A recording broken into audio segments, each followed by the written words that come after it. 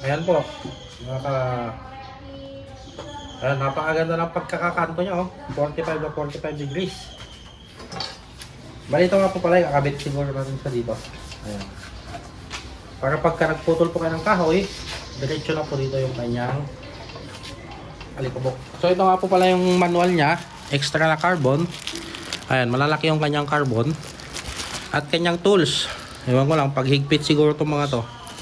Ayan, bali susubukan natin itong 2x2. Ayan.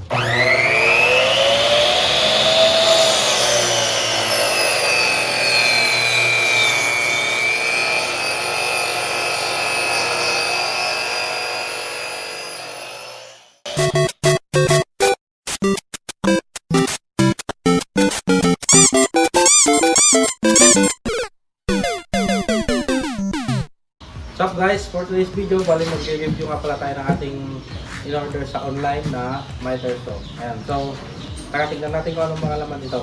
Bali ang regular price nga po pala nito is 5,230. Dahil sa sale nga po pala siya, nakuha lang natin siya ng 4,750. Ayan, bali ito, may kasama po siyang clamp siguro to, yung pang-bit.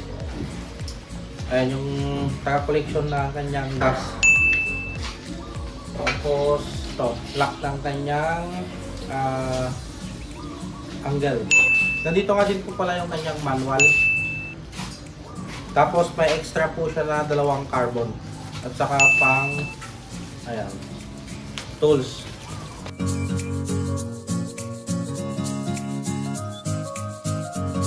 Ay, kung bali napuno na po yung laman ng collector ninyo, ayan, pwede nyo na po siyang itapon. May zipper naman po pala siya. What? Labas natin yung unit natin.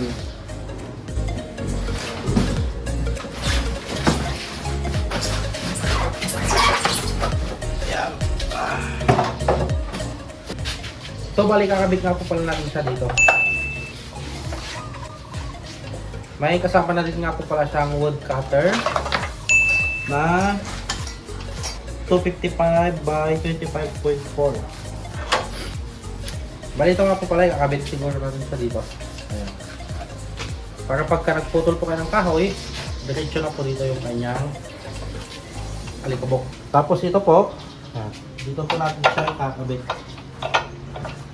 Ayan. Pang-lock po natin to kung anong degrees yung gusto ninyo. Ayan. 45 degrees, nandito naman po siya. So kung gusto natin siyang 0 degrees, straight cut. Ganyan po. Tapos, higpitan nyo na lang po siya. Kung gusto nyo naman po ng 20 degrees, ganyan, pindutin nyo muna to. Saka nyo iikutin yan. Tapos yung kulay pula na yan, yan po yung magiging arrow ninyo. O, yan. Yan na po yung 20 degrees nya. Saan nyo na ilalak yan. Ito naman po, dito natin siya ilalagay. Ito din sa kanan, pang lock natin sa kahoy. Pwede din naman dito sa kaliwa. Ay, may guard na nga din po pala siya, kaya hindi naman siya basta-basta nakaka-delikado. Bago nyo po mapindot yung kanyang power on, kailangan nyo po muna pindutin to. Yung nasa taas, saka nyo mapipindot to. Parang safety features niya po to. Tapos kung gusto niyo po nakalock na lang yung likod, ito, mayroon po siyang kalso para sa likod. Na-advise ko po na kung sakaling naka-standby lang naman siya sa inyong pwesto, kaya nyo lang na ganyan para hindi masyadong lumambot yung kanyang spring. So ito nga po pala yung manual niya, extra na carbon. Ayan, malalaki yung kanyang carbon. At kanyang tools. Ewan ko lang, paghigpit siguro itong mga to. So sampulan na po natin siya nang masubukan na natin. And bali susubukan nga po pala natin kung pupunta din dito yung kanyang mga mapagpuputulan, ano. Tapos titignan natin yung kanyang power kung talagang malakas. Ayan, direct to 20 volts naman na po pala siya. Mahaba din nga po pala yung kanyang kable. Ayan, ito po yung kanyang kable. Mga nasa around 1.5 meters din nga po pala to. Ayan, subukan na po natin siya.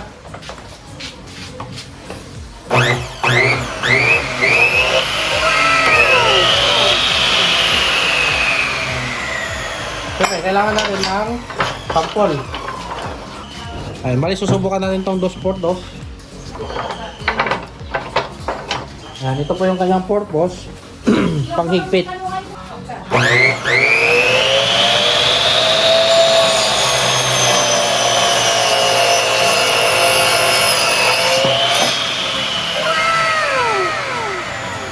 Kala ko 100% pupunta dito yung kanyang mga alikabok. So hindi po pala. Meron din pong dadan at dadan dito. Ayan. Nang masubukan na po natin siya sa mga ating mga gawaing pangbahay. Ito natin po pala yung kanyang lagayan ng carbon. Pagka napudpud na, palitan nyo na lang po siya dito. Magkabilaan po yan sila dito. Ayan, Oxford.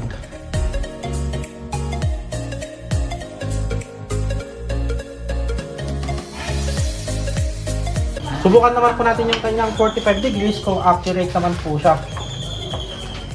Yeah.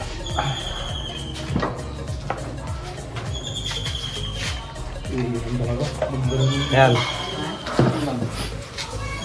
45 degrees. Subukan natin siya sa 45 kung medyo accurate naman na po siya. Ayan.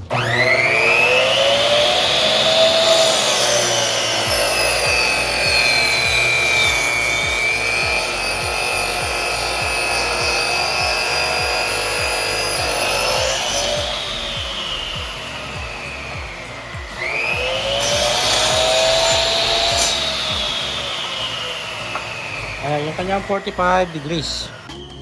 Ito nga po pala, oh. Ayan, 45 degrees po siya. Nakadikit siya dito sa likod. Ayan. Medyo accurate naman po siya. 99.9%. Accurate 45 degrees.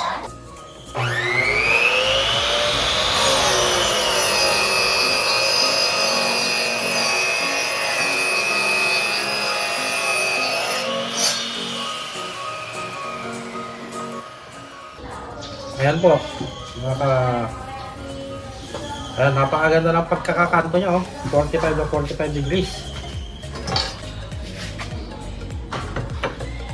Binili ko lang din po siya dahil mahilig po ako sa woodcrafting. Ginagawa dito sa bahay.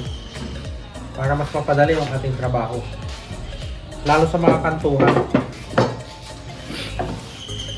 Maraming salamat sa seller at napaka ayos na ibinigay niya sa ating item. That's it for today's video. Keep on subscribing for more videos.